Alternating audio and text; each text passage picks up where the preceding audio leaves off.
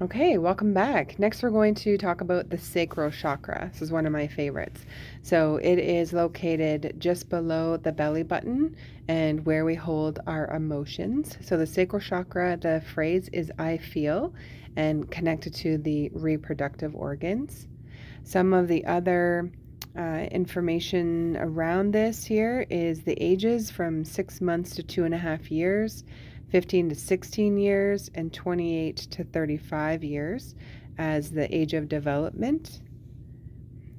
For those that are having issues with the sacral, they may feel overindulgent in sex or food, sexual or reproductive disorders, addiction, frigidity, codependency, infidelity, an ability to create an income. And then the positive gifts for the sacral is positive relationships, healthy sexual desire, feeling whole, creative, procreation, positive outlook. The body connection are the breasts, uterus, prostate, kidney, reproductive system, the bladder, large intestines, and the appendix.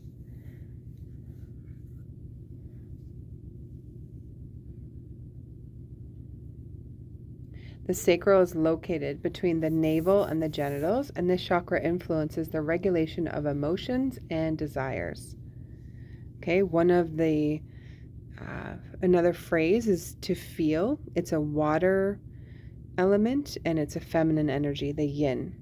The second chakra allows you to form your own identity while also maintaining past relationships and friendships. It permits you to find your unique interests without losing your true self. It also gives you the ability to bounce back and recover when things in life don't go as planned. This chakra evokes our unique and beautiful abilities to be creative and to not be afraid to bring out our inner child. The sacral chakra is known as the house of sexuality. It encourages sexual discovery by permitting you to explore yourself erotically and understand your seductive force in the world. The sacral chakra promotes creativity and finding passion in everyday life and encourages you to feel pleasure and bliss when interacting with stimulating objects of everyday life. Sacral connection, if we're not creating babies, we're creating a better relationship with ourselves, or music, or art, or a garden, something that feels good and is in flow. And, through this chakra, I find that even energetically, we might think that there's an attraction or a draw to someone else from a sexual standpoint, and it may not be that. It may just be that from a soul frequency, you are reading and connecting. There's a soul resemblance, or you're on a similar kind of frequency.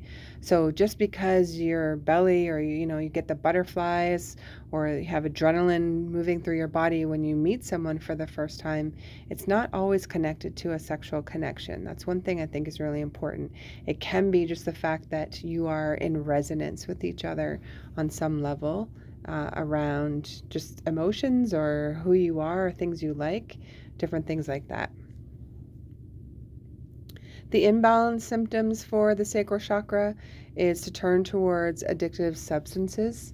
If you can't find joy in everyday pleasures, you may seek out harmful substances such as sex, gambling, drugs, etc. That's listed there. Okay, money, just to feel alive, right? You're trying to hold on to something like that. Next can be fear or distaste for sex. You may be afraid of sex or feel ashamed of exploring your sexual nature. While you are performing sexual acts, you may feel disinterested or unable to get aroused. It's like this dissociation, right? Where you're moving away from the present moment. And even in something that you're interested in, like art or your music, and you all of a sudden, you're just not motivated anymore. This is very much a creation kind of energy in the sacral. Also, if you've heard of Kundalini, that's also connected in the lower chakras, and it's a moving of life force energy, okay, through the body. You can be lacking that creative energy, so you're no longer motivated, cooking, creative endeavors. You're just losing that interest in it, and you get to take a look at, okay, why am I losing interest in this all of a sudden? If you have issues with the reproductive organs, This can, include the inability to get pregnant, menstrual problems. Men can have issues with inflammation or pains, and there's usually some kind of a conflict that's going on in that area. So something, to seek help, talk to a friend, or reach out. We can definitely help you in this area. Additional health issues, these commonly occur in the lower back, kidneys, stomach, and other regions surrounding the sacral chakra. Often when someone says that they have low back pain, immediately I'm like, okay, it's either base chakra or sacral. It's one of the two, just depending on what is going on. Also, if they are usually with a symptom, is that it's a healing phase of some sort. So did they solve some kind of low self-worth or self-esteem issue? And think again, strong mind, strong body. The body's in a repair or rebuilding phase. Not all pain means that something is wrong. It can be that the body is repairing itself. You just have to get good at knowing what are the stages of what the body goes through, and then being able to move through that, or looking for, what's been going on in your environment that could have either put you into a conflict state or into a healing state. Here is a picture of a really pretty chakra. That's carnelian. And it's color orange for the sacral, the element of water. Some of the crystals are carnelian, sunstone, moonstone, smoky quartz. That's like a white clear quartz, but it's gray. And jade. That's a nice one. The body connection, again, breast, uterus, prostate, kidneys, reproductive system, bladder, large intestines, and appendix. And while you're grounding and, just focusing on calming your body, you can imagine that you've got a grounding cord coming from the ovaries or from the prostate down into the ground. It's like a Y between the masculine and feminine. Here are some foods that are grounding. If you just think of the color, right, the orange, and foods that would be very comforting for you. Also in season, right? You want to be eating foods that your body is used to having because it's in season. Here are some grounding tips. So if you look at the picture, the lady is sitting with her legs in lotus position. If you're not able to get your legs into that position or it hurts, then just sit comfortably in whatever way feels good to you.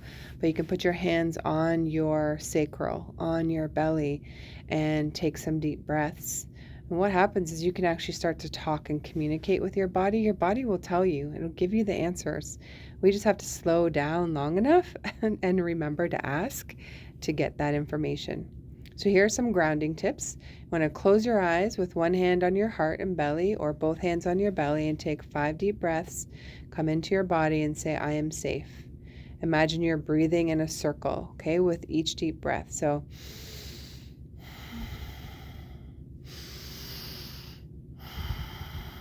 you imagine that circle in, out, or around. You can imagine it moving from your spine up your back and then down your front, okay, to breathe in that circle. Breathing through the diaphragm keeps you in a state of rest and digest. If you don't know where the diaphragm is, take a look, and look that up to see. But our lungs are pretty big. They go down, towards the bottom of the ribs.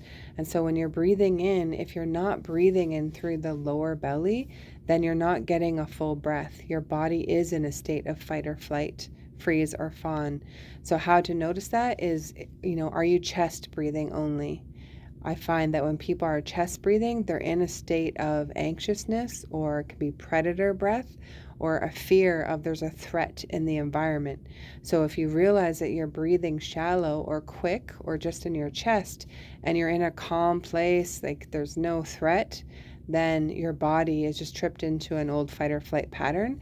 Tell it to come back down, right? Calm down. There's some different breath works we'll talk about on how to move the energy through the different chakras. Okay, so you can imagine you're breathing through your feet. This is another way to get a deeper breath, is to just imagine that breath is coming from your feet. It's going to bypass the belly because you're not thinking about it, and allow that lower belly to get a little bit deeper. Number 4 here is if your breath is shallow, try bending over and letting all the muscles relax, then try again. Okay, so sometimes when you're trying to take a deep breath in and you're just getting like little spurts, your body is not calm, right? It's in a state of fight or flight. So if you bend over, touch your toes if you can, shake out whatever is there, and then stand up and try again, it's going to allow you to come into a deeper breath. Okay, your body's going to relax. And then number 5 is a box breath. So this is a count of 4. So it's going to breathe in for 4, hold for 4, breathe out for 4, and then wait at least 4 seconds until your body is ready to breathe again. So you just allow that to happen in its own natural state. And when you're breathing in through your nose, it's just helpful for your pH. So if you can breathe through your nose more than your mouth, super helpful, especially at night when you're sleeping. Sometimes if I feel like I maybe have congestion or I'm feeling a little bit anxious and I might be doing more mouth breathing, I'll move my hands and the blanket up around my mouth so that hopefully it stays closed longer. But just something to be aware of if you can. Number 6, you can breathe in through your nose and out through your mouth to release tension and emotions. So it sounds like this. And if you can use sound, it's even better. Just let whatever it is that's wanting to move through your body. If you have a sore throat when you do that, then you're going too low in the bottom of the esophagus or the larynx. You want to bring it more up into your head. Okay, when you're breathing out and making that sound. It's also helping your vagus nerve when you're able to make sounds or humming. You're getting that frustration out. It's super helpful for relaxing the body and moving that energy. Okay, making sounds also builds your inner confidence to speak your truth. The sacral chakra is connected to the throat chakra. This is the same little cell at birth that connects to both chakras and the vagus nerve. So that little cell, when you were a baby, split and it became the sacral and the throat chakra. And that is your energetic mouth. So from your mouth down to your pelvic area, that is what speaks before you even open your mouth. Okay, so energetically, when you come into a room in your aura, that's the part of the body that is speaking before we even say anything. This is where eventually we're going to get to telepathic communication and sound. And maybe instead of words, we're going to hum or, how are you? And the response is going to be, or, right? It'd be just fun to practice, learning the tones and stuff. And then through breath work and through moaning and being able to be, breathe out with sound, you actually can create a more pleasant and explosive kind of experience in the bedroom when you have the ability to do that and you don't feel any shame or weirdness about it. So practicing as much as you can is really helpful. Another thing you can do with breath work is creating a game, if there's others around you or with yourself, on how long you can hold Om. Okay, so OM. So if you take a deep breath in,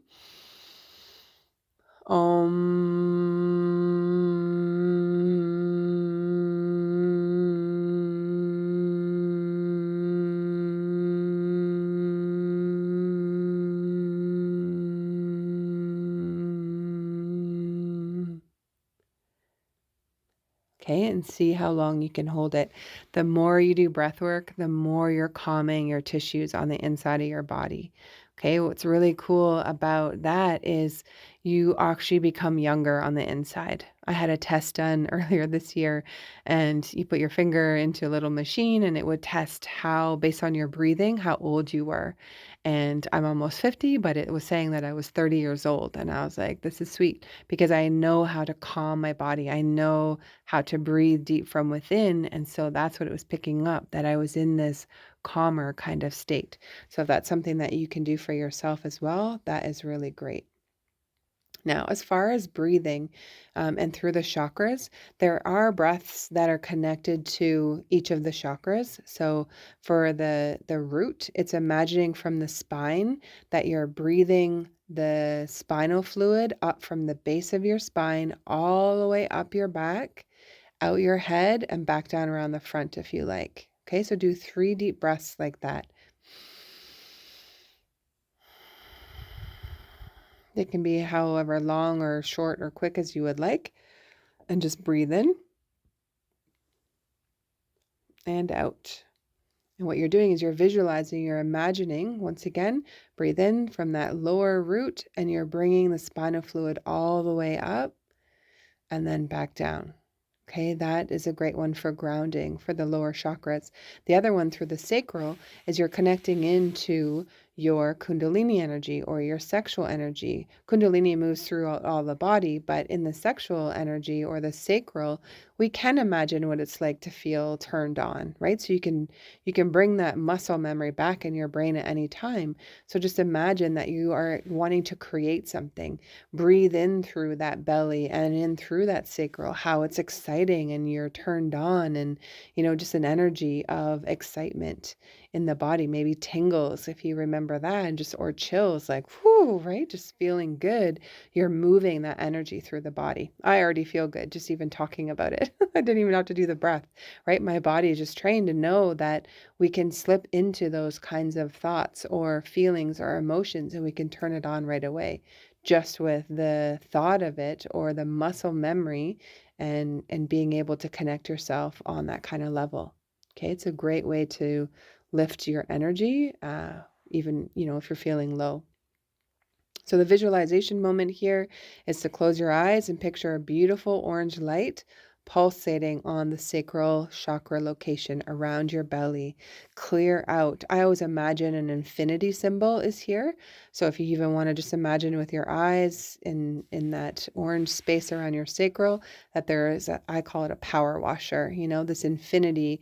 It's blasting out any old feelings in the sacral of not being a good enough woman or a good enough man or in relationship, whatever it is, or good enough creator or artist, whatever it is that you want to clear out old energies from that, maybe old stubborn or feelings from exes. That's another good thing to like clear out of there too, so that your have room for expansion. There's more room there. And then call in delicious words like attraction and fun and sensuality and whatever else you want to put in there as an intention of creating those things and bringing it into what you want in your reality. Okay, you are the one that creates your reality, and it's really exciting to be able to close your eyes and go into deep thought or visualization or meditation, breath work, or even, if you're able to astral travel or